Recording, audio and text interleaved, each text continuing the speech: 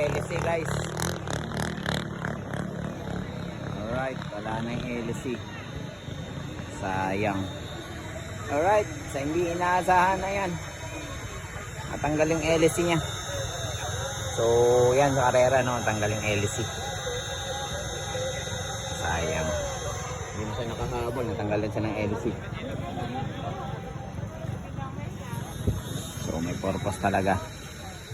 At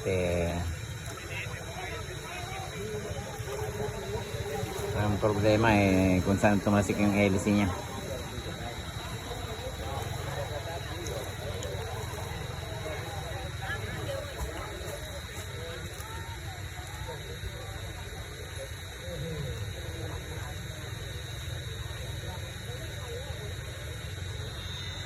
So alright, tanggaling LC guys. Hatid na siya sa kanyang hantungan.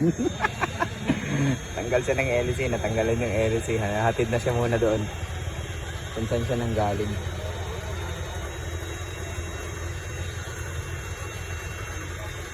Sayang yung laban, ang ganda pa naman. Tanggalan ng LC.